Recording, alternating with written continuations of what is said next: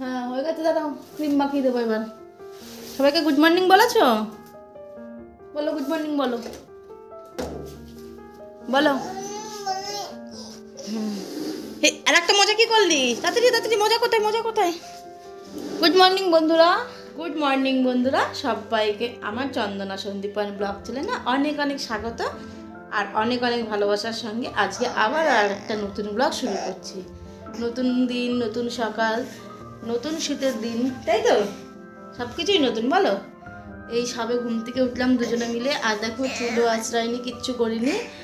আর কুট্টু শুষেই আজকে দুষ্টুমি করেছে, আর ওকে ইচ্ছা করে আজকে তাড়াতাড়ি উঠিয়েছি। তার কারণ ও সকালবেলা মানে যদি 10টা পর্যন্ত ঘুমাই, দুপুরবেলা তো আর ঘুমাবেই না, প্লাস রাত্রেবেলাও সেই 12টা, 12:30, 1টা বেজে যায়, তাও ঘুমায় না। সেই কারণেই আজকে ওকে টেনে তুলে দিলাম।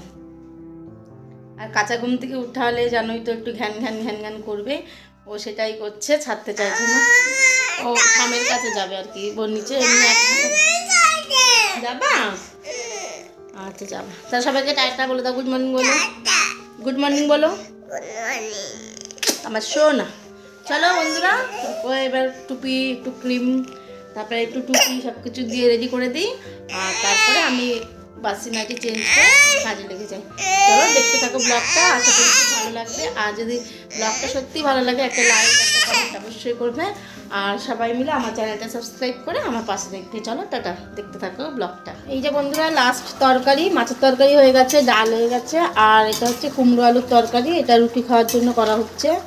আজকে কুমড়ো অল্প একটুই ছিল, এর জন্য অল্প একটু তরকারি হচ্ছে রুটি খাওয়ার। আর দুপুরে আর এটা দিয়ে হবে না, এটা শুধু সকালেই হবে। আর এইদিকে দেখো, এই যে আমি আটাটা মেখে নিয়েছি, আর সকালের জন্য তো রুটি মা বাবার, আর আমাদের তো ভাত। আর এইদিকে একটা রুটি আছে, এই রুটিটা গরম করে দেব, আর এখান থেকে যা লাগবে তাই নিয়ে রুটিটা করব। হয়ে গেছে, এর মধ্যে মশলা দিয়ে দিয়েছি, একটু ধনে আর জিরে ভাজাটা গুঁড়ো করে দিয়েছি। ধনে ভাজা গুঁড়ো দিলে পরে কুমড়ো তরকারিতে টেস্টটা আরও বেড়ে যায়। চলো তরকারিটা হয়ে গেছে, এবার তরকারিটা নামিয়ে ফেলি। বেশ বেলা হয়ে গেছে, রান্নাবান্না হয়ে গেছে, আর এখন বানাবো কুট্টুসের জন্য একটু চিকেন স্টু, যেটা আমি আগে থেকেই রেখে দিয়েছিলাম চিকেন 2 দিন আগে, তো সেটাই আজকে রান্না করব। আর এর জন্য পেঁপে নেই, পেঁপে গাছ থেকে পারবো, তার জন্য দেখো মা উঠেছে, কিন্তু মা কিছুতেই পারতে পারছে না, আর মা ওই পাঁচিলের উপর উঠতেও পারছে না, তাই ভাবছি আমি এবার উঠবো পেঁপে পারতে।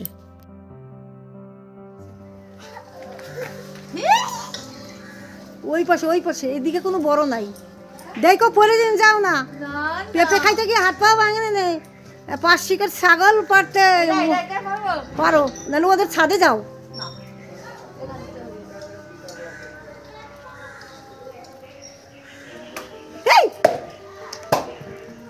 থাক, পা আবার ভেঙে গেছে।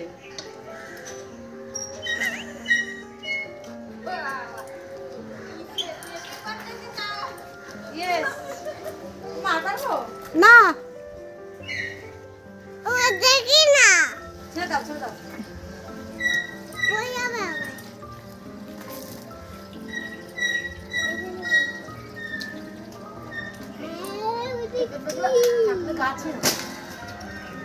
আর পাইবো না, থাক।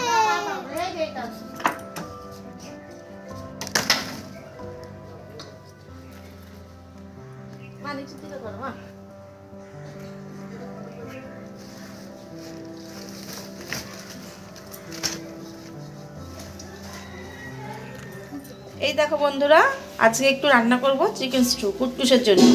কুট্টুস চিকেন স্টু খেতে খুব ভালোবাসে, এর জন্য ওকে আমরা যেদিন মাংস খাই তো ওর জন্য কাঁচা মাংস রেখে দিই, ওইটা আমি 2-1 দিন বাদে ওকে রান্না করে দিই।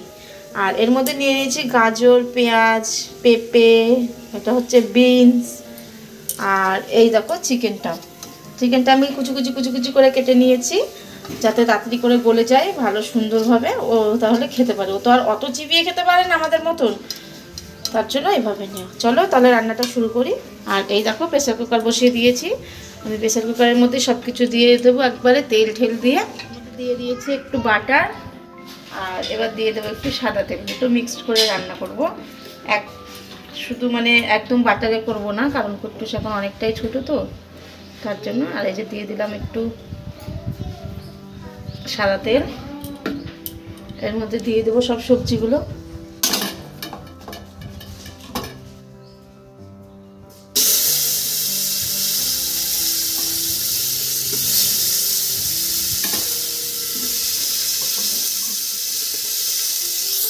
আর দিয়ে দেবো এর মধ্যে দিয়ে দিয়েছি একটা এলাচ, একটা তেজপাতা, একটা লবঙ্গ, আর একটা হচ্ছে গোলমরিচের খণ্ড করা আছে, সেগুলো থেতো করে নিয়েছি সেই গুঁড়োটা। একটু ভালো করে নাড়াচাড়া করে ভেজে নেব সবজিগুলো। এবার দিয়ে দেবো পরিমাণ মতো লবণ। আর আমি চিনিটা দিচ্ছি না, চিনিটা তোমরা ইচ্ছা করলে দিতে পারো, ওটা তোমাদের ইচ্ছা, ঠিক আছে। ভালো করে নাড়াচাড়া করে নিয়ে আবার একবার এবার দিয়ে দেবো কুচি কুচি করে রাখা চিকেনগুলো।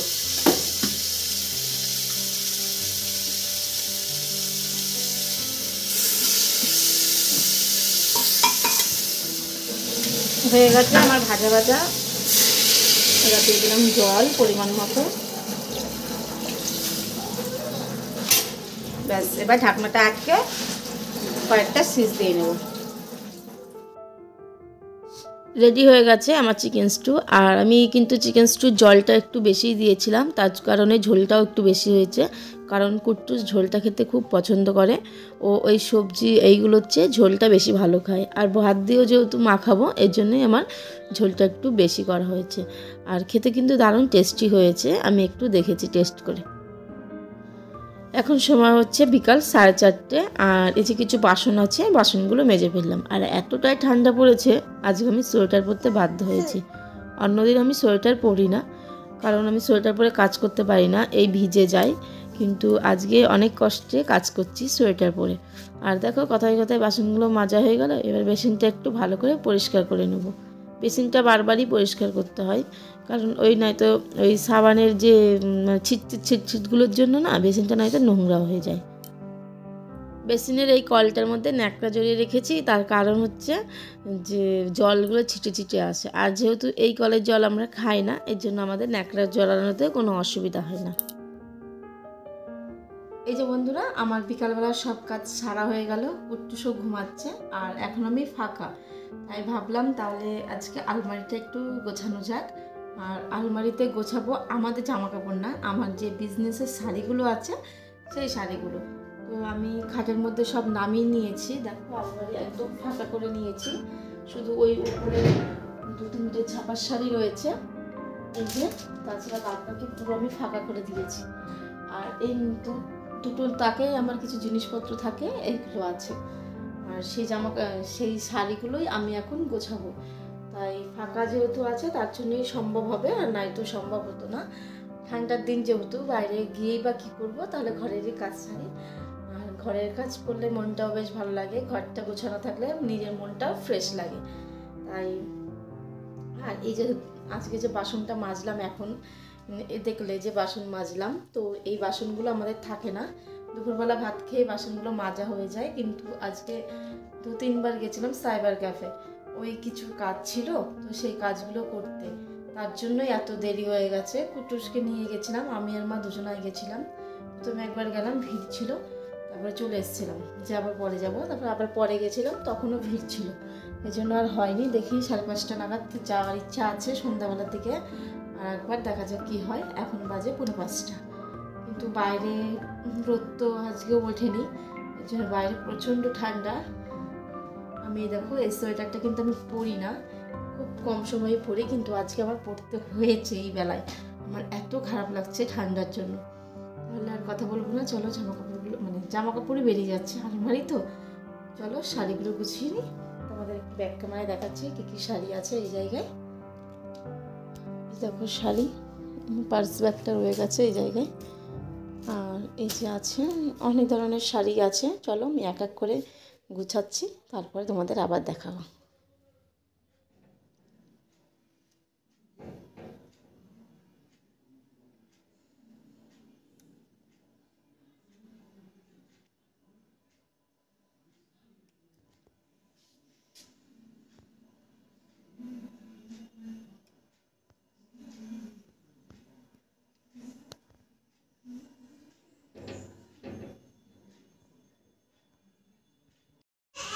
দেখো মা একদম সবজি নিয়ে বসে গেছে, চারিদিকে সব সবজি।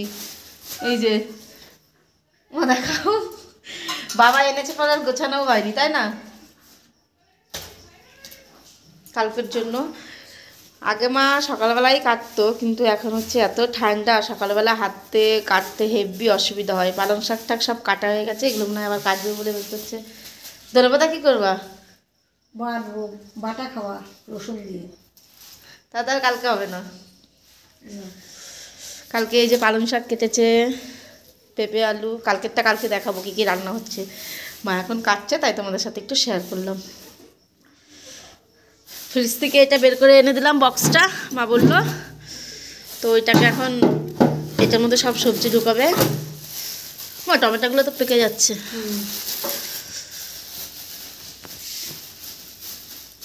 একদিন ছোটো কাকি সেই টমেটো দিয়ে কী করছিল, দিয়ে কুট্টু যখন পেটেছিল তখন দিয়েছিল না।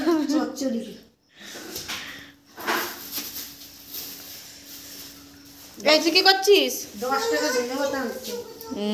ধনেপাতা এখন তাও বাড়ির উপর হলে অনেক দাম, বাজারে বলে একটু কম। এই তুই কী করছিস? এ দেখ, হাই বল সবাইকে। এই যে মাছও আছে, পাঙাশ মাছ। এখানে 1 কেজি মাছ আছে, 2 দিন হয়ে যাবে। কারণ পাঙাশ মাছ আবার বেশি ভালো লাগে না, ওই এক বেলায় ঠিক আছে। শুরু হয়ে গেছে কুট্টুসের দুষ্টুমি, আর যত দুষ্টুমি বেশি শুরু হয় আরও বিছনাতেই। হয়ে গেছে রাত্রেবেলার খাওয়া দাওয়া, কুট্টুসকে নিয়ে চলে এসেছি বিছানায়। আর প্রত্যেক দিনের মতো বাবা ওকে পায়ে তেল ঢেলে দিচ্ছে, আর ও আজকে বেশি দুষ্টু করছে। তাহলে বন্ধুরা চলো আজকের ভিডিওটা আমি এখানেই শেষ করি। দেখা হবে নেক্সট ভিডিওর সাথে। সবাই ভালো থেকো, সুস্থ থেকো, সাবধানে থেকো। চলো টাটা।